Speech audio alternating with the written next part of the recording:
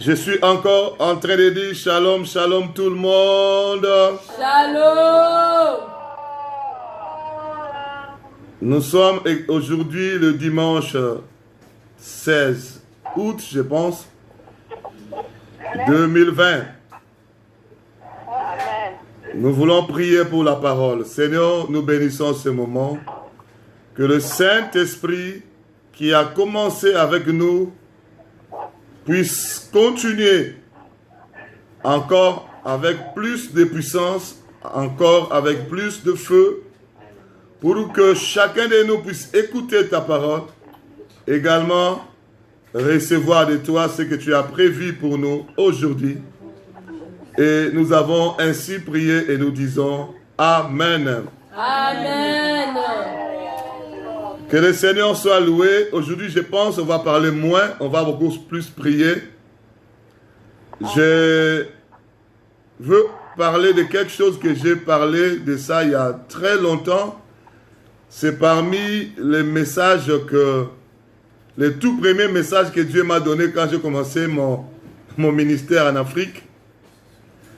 Et c'est un message qui bénit beaucoup de gens. Amen. C'est intitulé « Dans un pays éloigné » ou « Dans un pays lointain », si vous voulez. C'est le texte que j'ai beaucoup utilisé dans ma vie, de Luc chapitre 15. J'ai beaucoup utilisé ce texte-là dans plusieurs choses. Dernièrement, quand je parlais de perdus et retrouvés en Jésus-Christ, on a également utilisé ce texte. Mais aujourd'hui, nous voulons parler de autre chose. Dans un pays lointain. Dans un pays lointain ou dans un pays éloigné, si vous voulez. Amen. Alléluia. Amen. Nous allons lire la parole de Dieu dans Luc chapitre 15, comme je l'ai dit, à partir du 12e verset. À partir du 11e verset plutôt. Je vais lire au nom de Jésus-Christ de Nazareth. Amen. Jésus-Christ dit encore, un homme avait 2 fils. Verset 12, le plus jeune dit à son père, mon père, donne-moi la part des biens qui doit me revenir. Et le père leur partagea son bien. Peu de jours après, le plus jeune fils ayant tout ramassé, partit pour un pays éloigné. C'est pourquoi, c'est là où nous avons tiré notre terme, dans un pays éloigné. Dans un pays lointain. Partit pour un pays éloigné, où il dissipa son bien en vivant dans la débauche. Verset 14. Lorsqu'il eut tout dépensé, une grande famine survint dans ce pays. Et il commença à se trouver dans le besoin. Au verset 15, il alla se mettre au service d'un des habitants du pays, qui l'envoya dans ses champs garder ses pourceaux. Il aurait bien voulu se rassasier des carouges que mangeaient les pourceaux, mais personne ne lui en donnait. Personne ne lui en donnait. Étant rentré en lui-même, il dit, combien de mercenaires, combien d'ouvriers chez mon père ont du pain en abondance, et moi ici, je meurs de faim. Je m'élèverai, j'irai vers mon père, et je lui dirai, mon père, j'ai péché contre le ciel et contre toi. Je ne suis plus digne d'être appelé ton fils. Je ne suis plus digne d'être appelé ton fils. Traite-moi comme l'un de tes mercenaires, de tes ouvriers. Et il s'éleva et il alla vers son père.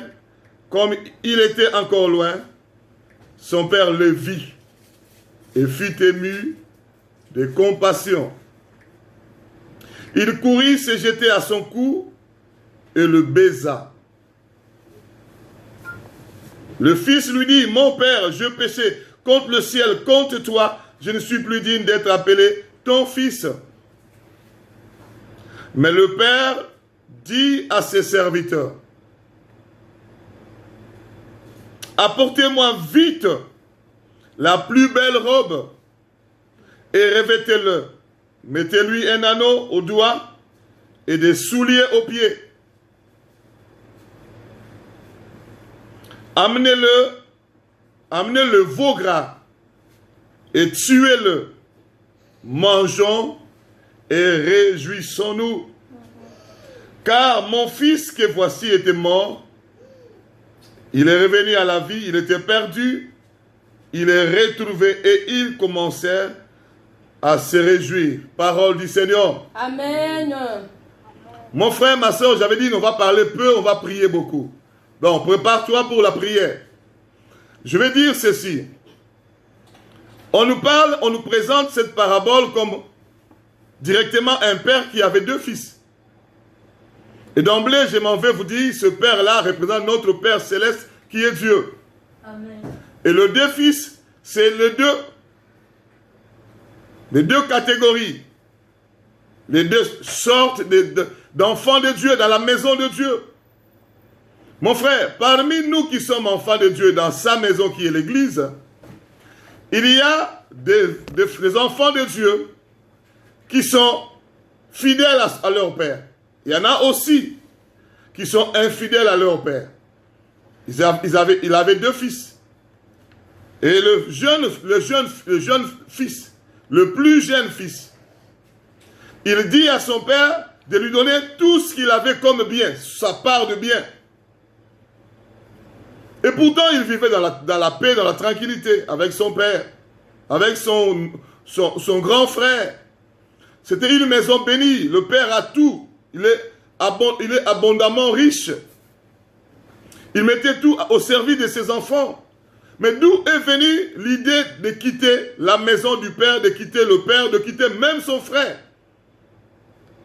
Je vais vous expliquer un peu de mots et nous allons prier.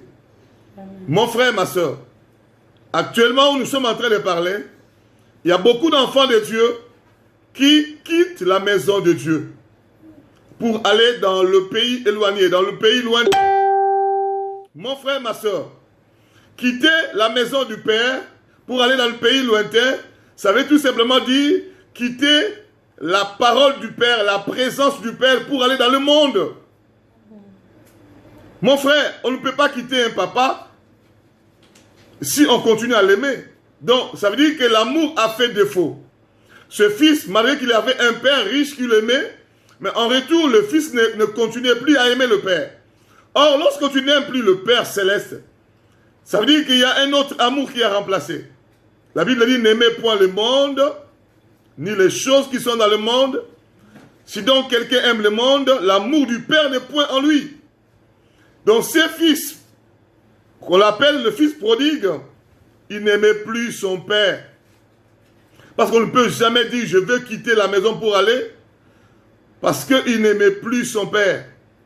Non seulement il n'aimait plus son père, il n'aimait plus aussi son frère qui était à côté. Parce qu'il ne pouvait jamais quitter son frère s'il avait toujours l'amour. L'amour n'était plus dans son cœur par rapport à son père. L'amour n'était plus dans son cœur par rapport à son frère. Je vais vous dire la vérité. Au moment où nous sommes en train de parler, il y a également le même problème. Beaucoup de gens qui prient, qui sont dans la maison de Dieu, mais leur cœur n'aime plus le Seigneur. Et leur cœur n'aime plus le prochain. Or, la vie éternelle se résume dans ces deux amours. La Bible dit, tu aimeras le Seigneur ton Dieu, qui est notre Père, de tout cœur, de toute âme, de toute pensée, et de toute force. Et la Bible dit, d'autre part, tu aimeras ton prochain, celui qui est à côté de toi, comme toi-même. Le deux amours n'était plus dans son cœur. Il n'aimait plus son père, et il n'aimait plus son frère qui était à côté. Voilà pourquoi il a décidé de sortir. Parce que quand on n'aime plus quelqu'un, on ne supporte plus l'écouter. On ne supporte plus sa présence. Donc il ne supportait plus et la présence de son père, il ne supportait plus la parole de son père. Mon frère, toi qui m'écoutes là, est-ce que tu continues toujours à supporter la présence de ton père? ton Père céleste, l'Éternel créateur des cieux et de la terre, est-ce que tu continues toujours à supporter la parole de ton Père? Mon frère, ma soeur, quand nous prêchons comme ça, tu ne peux pas savoir que lorsque nous prêchons comme ça, tout le monde qui tient la Bible pour parler, ce n'est pas forcément la parole du Père. Hein? Non, non, non. Il y en a des gens qui prêchent comme ça, mais c'est la parole du diable qu'il a mis dans sa bouche. On appelle ça l'apostasie. Il a abandonné la vérité. Et lorsqu'on abandonne la vérité, on adhère au mensonge. Parole apostate. Ça vient du diable.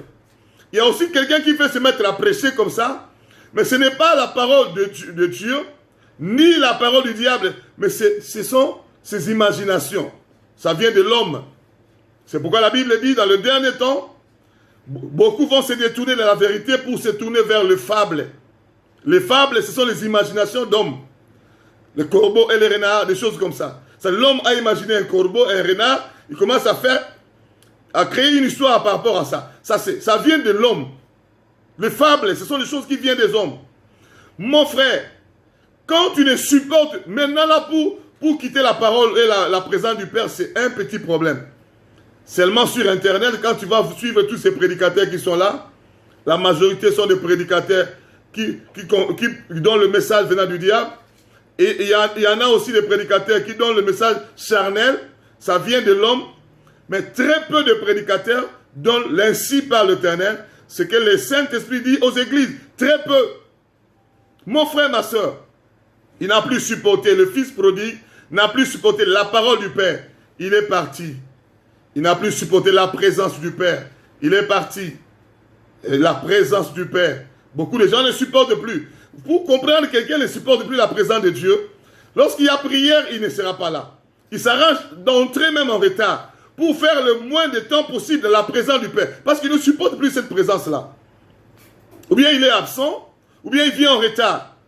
Ou bien carrément, vous avez veillé de prière, il ne sera pas là. Il préfère une fête que la présence de Dieu. Mon frère, ma soeur, c'est comme Adam et Ève.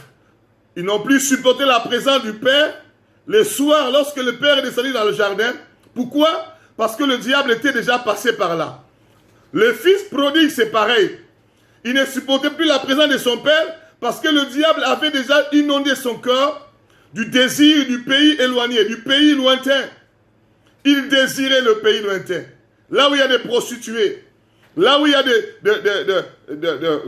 l'ambiance, là où il y a le péché, là où il y a la mondanité, là où il y a l'impudicité, la débauche, là où il y a des prostituées, le cœur n'aimait plus le Père. Le cœur n'aime plus Jésus-Christ. Le cœur aime le monde. Déjà dans la maison du Père, mais son cœur aimait le monde. Voilà pourquoi il décide de dire, c'était caché d'abord, et il a fait sortir ça. Il a pris, il a demandé ce qui lui appartenait. Mon frère, Jésus-Christ c'est tellement bon. Il est tellement amour. Il t'aime. Il n'est pas un dictateur. Si tu prends la décision d'aller dans le monde, le Seigneur va respecter la décision. Si tu prends la décision de quitter l'église pour aller dans le monde, le Seigneur va respecter ta décision. Jésus-Christ, c'est comme ça qu'il opère. Tu prends la décision d'aller en enfer, il respecte ça. Et le jour où tu reprendras la décision, comme ses fils prodigues, de retourner, ça aussi il va respecter. Il a dit, j'ai mis devant toi la vie et la mort, la bénédiction et la malédiction. Il te dit, choisis la vie. Mais si tu choisis la mort, il va respecter ta décision. Malheureusement, ce fils prodigue, dans un premier temps, il a choisi la mort, le chemin du pays lointain. Là où il n'y a pas l'amour. Parce que dans le pays lointain, il n'y a pas l'amour. En prenant tout ce qui lui appartenait, il est sorti. Mon frère, ma soeur, toi qui m'écoutes aujourd'hui là, physiquement tu es à l'église, physiquement tu pries dans un groupe, mais est-ce que spirituellement tu n'es pas sorti de la présence de Dieu? Est-ce que spirituellement tu n'es pas sorti de la parole de Dieu? Est-ce que spirituellement tu ne commences pas à désirer le monde, le pays éloigné, le pays lointain? Là où il y a la débauche, là où il y a les prostituées, là où il y a les méchants, là où il y a toutes les mauvaises actions. Parce que quand il y a la débauche, il y a tout ce qui va avec. Il y a l'alcool, il y a les cigarettes, il y a la séduction. Parce que pour que les prostituées opèrent bien, il faut qu'il y ait la séduction. C'est pourquoi ils sont à peine habillés pour séduire et qu'ils puissent aller à la prostitution. Mais il a abandonné la maison du Père, là où il y avait la sainteté. Il a abandonné la maison du Père, là où il y avait la droiture. Il a préféré là où il y avait la prostitution, la suivre. Beaucoup de gens sont comme ça dans ces temps-ci. Et puis tu vas le voir toujours à l'église, mais le cœur n'est plus là. Tu vas le voir toujours en train de lire la Bible, mais le cœur n'est plus dans la parole de Dieu. Tu vas le voir toujours en train de prier, mais le cœur n'est plus dans la présence de Dieu. Comment tu vas le savoir? Tu vas voir, ses pensées seront focalisées sur les choses du monde. Il était dans la présence du Père, mais il pensait déjà sur le pays lointain. Pourquoi il a parlé? Parce que c'est de l'abondance du cœur que la bouche parle. Son cœur était déjà rempli. Au niveau de ses pensées remplies. Je vais aller là où il y a la prostitution. Je vais aller me prostituer. Je vais aller là-bas dans la débauche. Et prendre la part de mes biens pour dépenser dans la débauche. Mon frère, il est sorti. Et même en cours de route, quand il était en cours de route, il n'avait pas tout dépensé d'abord. En cours de route, il avait tout. Ses vêtements n'étaient pas salis encore. Les chaussures n'étaient pas délabrées. Il avait toujours tous ses biens en sortant, en y allant dans le pays lointain. En cours de route. Mon frère, tu peux t'égarer sans le savoir. Tu as toujours les dons spirituels. Tu as toujours tout ce que les grâces et les dons que Dieu t'a donnés. Tu as toujours. Mais si tu es réellement un enfant de Dieu, ce voyage-là vers le pays lointain, ça ne te portera pas bonheur. Parce que le Seigneur, il ne te laissera jamais vivre en paix dans le péché. Le Seigneur ne te laissera jamais vivre en paix dans les iniquités. Le Seigneur ne se laissera jamais vivre en paix dans le pays de la prostitution. En quittant la maison du Père. Excusez-moi, je vais prendre pour m'essuyer un peu le visage. En quittant la maison du Père pour aller dans la prostitution, le Seigneur ne te laissera pas. Il était content. Ce qu'il a pensé, c'est maintenant une réalité. Il est sur la route, sur le chemin du pays lointain. Il avait encore tout. Il avait tout ramassé. Mais la Bible nous dit, tout ce qu'il avait ramassé, il a aussi dépensé. Tu quittes la présence de Dieu, tu quittes la parole de Dieu, tu quittes la maison de Dieu, spirituellement, tu sors, tu commences à aimer le monde, plus que Dieu. Mon frère, tout ce que tu as ramassé, il a tout ramassé, il a également tout dépensé. Toute l'onction que tu as ramassée en sortant de la présence de Dieu, tu vas tout dépenser, l'onction va finir. Tous les dons que tu avais, les grâces que tu avais, tout ce que tu as ramassé, le zèle que tu avais, les chaussures étaient délabrées. Parce que même le zèle que tu as, quand tu sors de la présence de Dieu, ça sera parti, volatilisé. L'onction va partir. Les grâces et les dons étouffés. Tu avais l'habitude, quand tu priais, tu voyais des visions. Maintenant, il n'y a plus de visions. Tu avais l'habitude, quand tu chantais, l'onction touchait, les gens tombaient, les délivrances s'opéraient. Maintenant, quand tu chantes, même pas une mouche bouge. Mon frère, ma soeur, je vais te dire la vérité. Jésus-Christ est Seigneur et il t'aime. Jésus-Christ est Seigneur et il t'aime, c'est pourquoi il te parle.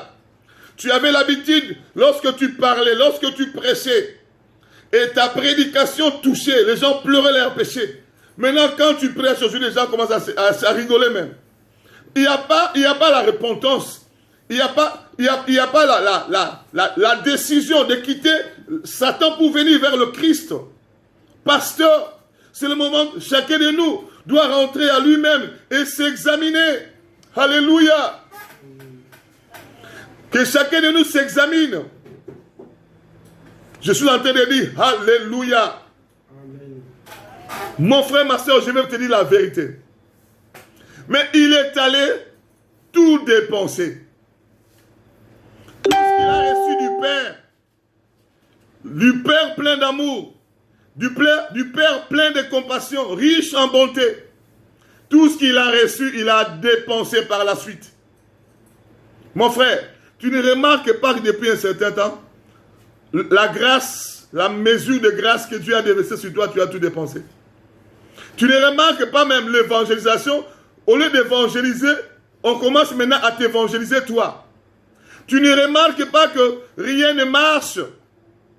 Tu commences à tourner en rond parce que tu as dépensé toutes les bonnes œuvres que tu avais.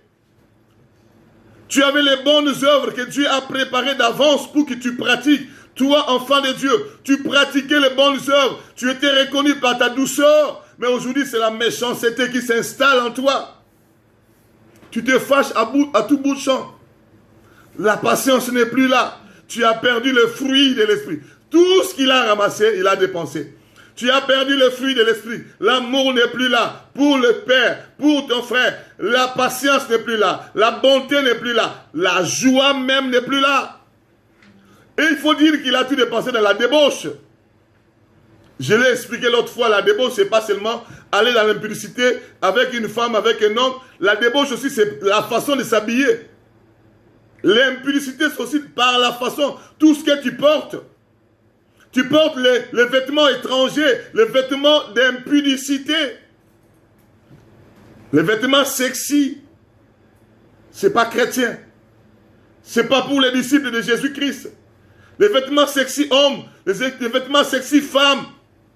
Et tous ces maquillages et toutes ces choses-là. Il y a d'autres pasteurs qui disent, lorsque tu mets en outrance, c'est ça qui est mauvais, c'est ça qui est séduction. Mais lorsque tu mets d'une manière pâle, timidement, ça ce n'est pas une séduction. Tout maquillage a pour objectif la séduction et il y a des démons derrière, rouge à lèvres. Moi, votre frère, le Seigneur Jésus-Christ m'a ouvert l'intelligence. Il a éclairé mon intelligence. Il m'a fait voir les démons derrière le maquillage, derrière le faux cheveux, les faux cils, les faux ongles, les fossiles. Les démons de sirène. Et le diable se fâche même lorsque je me mets à parler de ça. Il se fâche. Je parlerai toujours de cela. La débauche, c'est aussi dans le maquillage, rouge à lèvres, faux cheveux, faux cils, faux ongles. Mon frère, ma soeur, je vais te dire la vérité. Ce fils a tout dépensé dans la débauche. Il a tout dépensé. Au point qu'il n'avait plus rien. Dans le pays lointain, il n'y a pas l'amour. Parce que les prostituées qui profitaient de son argent, lorsqu'il n'avait plus rien, lorsqu'il était dans le besoin, ces prostituées-là ne sont plus venues au secours, ne sont plus venues l'aider, parce que dans le pays lointain, il n'y a pas d'amour. Il commençait à se retrouver dans le besoin, dans la souffrance. Et sa souffrance a été déclenchée parce que il a quitté la présence de son Père. Il a quitté la parole de son Père. Il a quitté l'amour. Excusez-moi. Il n'avait plus l'amour pour le Père. C'est ça le problème. Il n'avait plus l'amour pour son frère. C'est ce qui est encore grave. Ce qui est encore grave. Ce qui est encore grave. Au lieu de réfléchir, non, tout ça est venu dans ma vie, je commence à tourner en rond, rien ne marche, j'ai tout dépensé, tout perdu, les dons spirituels, les grâces spirituelles, l'onction et tout, j'ai tout perdu, tout ce que j'ai ramassé sur le Père. S'il faut renouveler ça, il faut rentrer chez le Père. Au lieu de rentrer chez son Père, au lieu de faire le voyage retour, il décide encore d'aller se chercher de résoudre son problème, toujours dans le pays lointain. Il est allé chercher du boulot chez un habitant du pays lointain. L'habitant du pays lointain, là aussi, il n'y avait pas l'amour. Parce que personne ne pouvait lui donner, même ne serait-ce que ce que mange le pourceau. Parce que là, dans tous les pays lointains, dans le monde, il n'y a pas l'amour. Le pays lointain, c'est là où règne le diable. C'est là où règne le péché, là où règnent les abominations. C'est pourquoi la Bible dit, n'aimez point le monde. De chrétiens qui aiment le monde, si réellement tu as là un appelé de Dieu, qu'est-ce que tu vas remarquer? Tu vas tourner en rond. Ta vie va commencer à se bloquer. Vous vous souvenez de l'histoire de Jonas? Jonas, parce que Dieu l'aimait tellement, il a quitté la parole de Dieu la présence de Dieu, la direction de Dieu pour aller ailleurs. Vous avez vu comment sa vie était en complication? Il tournait en rond dans le bateau. Les marchandises, on a jeté dans l'eau. Il a tout dépensé lui aussi, Jonas. Et jusqu'à ce que la paix, il a dépensé même sa paix. Il n'avait plus de paix. Il s'est retrouvé, au lieu de dire, tout ce que j'ai fait là, c'est parce que j'ai quitté la maison de mon père, parce que Jonas s'est retrouvé aussi dans son pays lointain. Au lieu de dire, parce que j'ai abandonné la parole, la présence, l'amour du Père. Au lieu de dire, je dois retourner, qu'est-ce que Jonas a dit? Jetez-moi dans l'eau. Oh, Jonas, Dieu n'a pas besoin de ta mort. Jonas demande, parce que quand Jonas dit, jetez-moi dans l'eau, ça dit, il a demandé la mort. Dieu n'a pas besoin que tu meurs. Dieu a besoin que tu vives. La Bible dit ceci. Est-ce que le Seigneur désire la mort du méchant? Non. Le Seigneur désire que le méchant vive, se répande et vive. Jonas a demandé la mort, Dieu lui a accordé la vie. Mon frère, ma soeur, peut-être que tu demandes la mort. Peut-être tu désires mettre fin à ta vie. Il y a des gens qui souffrent tellement. J'ai suivi dans les réseaux sociaux, il y a un homme au haut d'un immeuble, on le retient, il veut mourir. On le retient, il refuse. Il veut donner la vie, la mort plutôt. C'est donner la mort. Et finalement, il s'est lâché du haut d'un immeuble pour mourir. C'est ce qui arrive lorsque la vie tourne en rond. On commence à désirer même la mort. Mais mourir dans le péché, c'est être perdu pour l'éternité. Tu désires peut-être la mort, tu veux peut-être te suicider. Tu veux prendre des médicaments pour mourir. Tu veux prendre du poison pour mourir. Parce que rien ne marche. Ou bien tu désires la mort, tu veux vraiment aller faire des alliances avec Satan. Parce que ça aussi, c'est une certaine mort. Tu veux aller dans la magie. Tu veux aller dans la sorcellerie. Dans la magie pour prendre le gris-gris. Pour que Satan te donne l'argent. C'est une certaine mort. Et au lieu de revenir dans la maison de son Père, le Créateur des cieux et de la terre, le maître de son souffle, il demande la mort. Jonas, jetez-moi dans l'eau. C'est également toi qui demandes la mort. En allant chercher à faire des alliances avec Satan, dans la magie, dans la sorcellerie, dans les sciences occultes. C'est aussi la mort que tu demandes. Mais Dieu ne veut pas ta mort, Jonas. Dieu veut ta vie. Le fils prodigue est allé encore chercher du boulot. Sans Dieu, tu ne peux rien faire. Tu peux changer de résolution. Rien ne changera. Parce que tu as une alliance que tu as faite avec le Seigneur. Ce message s'adresse aux frères et sœurs en Christ qui se sont égarés. Ce message s'adresse aux pasteurs, aux évangélistes, aux prophètes qui ont peur de parler de la vérité. Ils ont abandonné la parole. Parce qu'actuellement, pour parler la vérité au peuple de Dieu, il faut vraiment être conduit par le Saint-Esprit. Vous voyez les pasteurs prier. Quand il faut parler la vérité, ils sont en train de fuir. Quand il faut dire aux gens de se repentir, quand il faut dire aux gens de se sanctifier, tu vois le pasteur est en train de s'esquiver, de se créer des messages pour ne pas dire la vérité, parce qu'il sait que quand il va dire la vérité, le peuple va fuir. Effectivement aussi, parce que les gens qui viennent dans nos églises, nombreux n'aiment pas la vérité. Mais les fils et filles du royaume, ils aiment les pasteurs qui leur disent la vérité. Amen. Moi, je me dis, je suis le pasteur le plus aimé. Amen. Par les amoureux de la vérité. Alléluia. Les gens qui aiment la vérité m'acclament. Les gens qui aiment la vérité disent, pasteur, bienvenue, va de l'avant. Amen. Tu as eu le courage de dire la vérité, que nous devons nous repentir. Nous devons nous repentir. Nous devons nous repentir. Amen, amen, Le courage que beaucoup de gens n'ont pas. Moi, je ne suis pas encore arrivé. J'ai juste commencé. Mais je commençais vers la vraie direction, la bonne direction. La direction de la sanctification totale, sans laquelle personne ne verra Dieu. Frères et sœurs, je vais vous dire la vérité. Ce fils, au lieu de rentrer dans la maison, parce que son problème a commencé lorsqu'il a quitté la maison du Père, lorsqu'il a quitté l'amour du Père, lorsqu'il a quitté la parole du Père, lorsqu'il a quitté la direction du Père. Le problème devrait se résoudre en rentrant à la maison du Père. Mais lui, il cherche du boulot, mais il n'a pas. Il a même trouvé du boulot.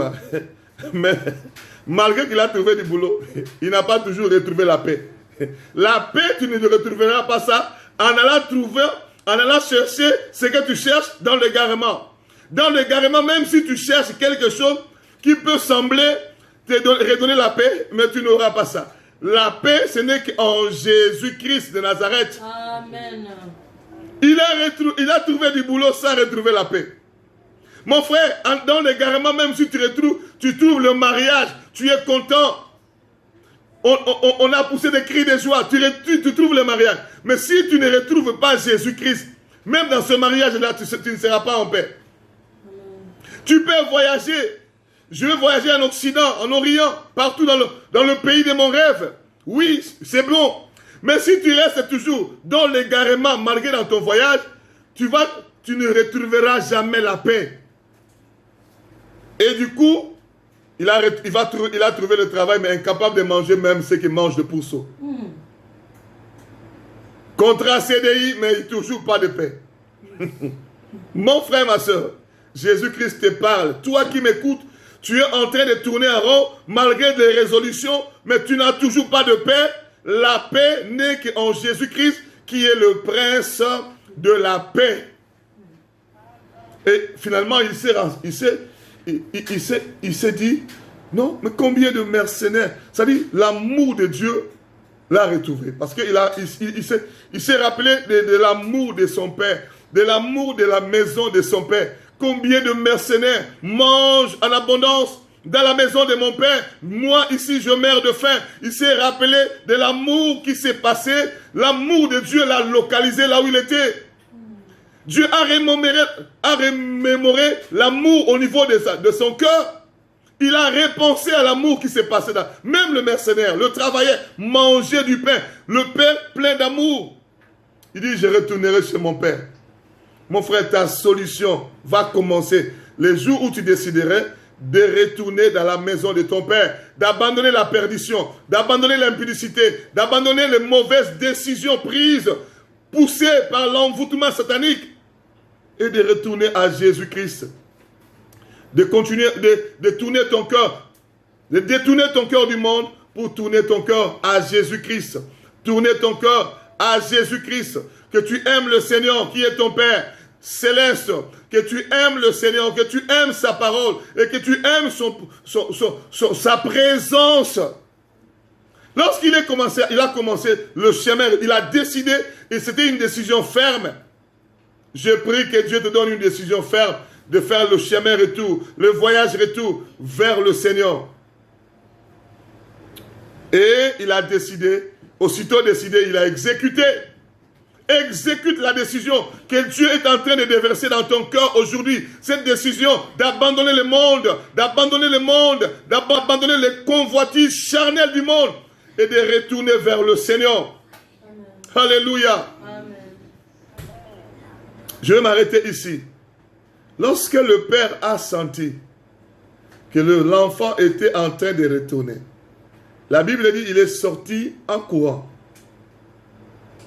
Je prie que le Saint-Esprit te localise là où ton cœur est en train de commencer le chemin, retour vers la maison du Père. Amen. Je prie que le Saint-Esprit te localise là où ton cœur est en train de commencer le voyage retour vers la maison de Dieu. Je prie que ton cœur, là où ton cœur est touché, est en train de battre dans le rythme de retourner à la maison du Père. Le Père te localise. Le Saint-Esprit te localise. Que le Saint-Esprit te localise. Que le Saint-Esprit te localise. Le Père est sorti avec précipitation, en courant. Il ne voulait plus perdre le temps. Au moment où je suis en train de parler, le Saint-Esprit est en train de te localiser. Te localiser là où tu es. Malgré que tu es dans un pays lointain. Puisque tu te détournes du pays lointain, du monde, pour retourner vers Christ, la puissance de Dieu va te localiser, va te saisir. Le Père est sorti en courant. Le Saint-Esprit est Dieu. Il a saisi. Il a saisi cet enfant. Il a saisi cet enfant. Je prie que le Saint-Esprit de Dieu puisse te saisir, te saisir, te saisir. Pour te faire les autres pas qui restent. conduit par le Père, conduit par le Saint-Esprit, jusque dans la maison.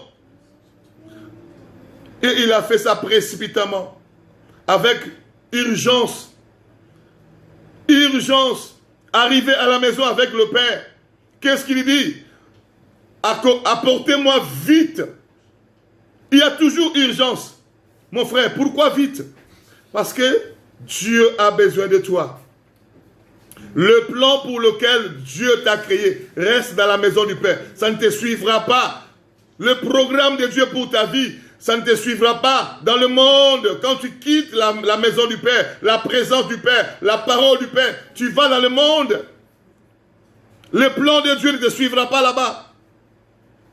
Le bonheur et la grâce ne t'accompagnera pas dans le pays lointain.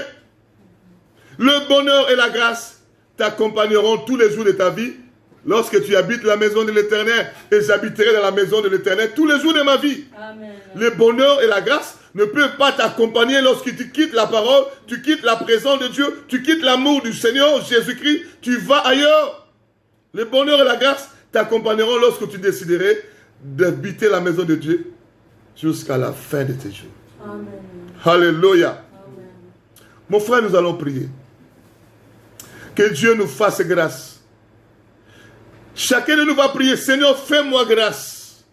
Si tu sentais peut-être dans ton cœur un relâchement, et dans ton cœur, l'amour, tu avais perdu le premier amour que tu avais alors, pour Dieu, pour tes frères, pour la parole, pour la présence de Dieu, dans le jeûne de prière. Maintenant, quand tu jeûnes à 11h du matin déjà, tu es fatigué. L'estomac commence à faire courr.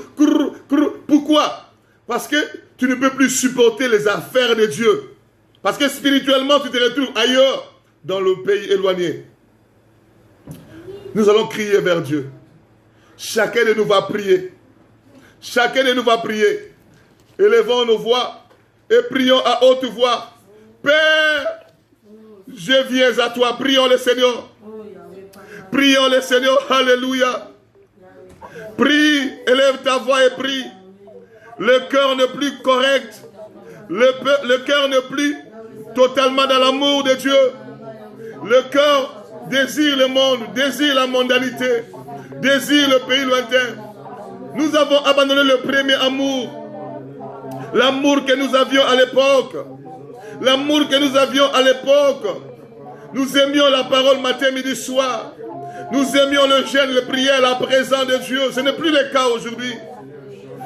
Frères bien-aimés, prions. Dis à Dieu, je viens à toi. Je viens à toi. Lorsque tu commences, le Saint-Esprit te localise. Lorsque tu commences, la puissance de Dieu te localise. Lorsque tu commences, l'Esprit de Dieu te localise. Lorsque tu commences, l'Esprit de Dieu te touche. Te touche. Te touche. Pour commencer un nouveau départ avec le Seigneur. Mon frère, ma soeur, crie vers ton Père. Je lui dirai, dis à ton Père, je lui dirai, j'ai perdu le premier amour. Les soucis ont remplacé l'amour. Les inquiétudes ont remplacé l'amour. La pitié de soi a remplacé l'amour du Père. Père, je viens à toi. Je viens à toi. Alléluia. Touche le cœur de mon frère, ma soeur. Touche le cœur de mon frère, ma soeur. Touche le cœur de mon frère, ma soeur. Touche le cœur de mon frère, ma soeur. Touche le cœur de mon frère, ma soeur. Toute personne, ô éternel Dieu, qui a écouté la parole d'aujourd'hui, soit touché, soit touché, soit touché. Que le Saint-Esprit localise chacun de nous. Que le Saint-Esprit localise chacun de nous. Dans le nom puissant de Jésus-Christ. Dans le nom puissant de Jésus-Christ. Alléluia. Alléluia.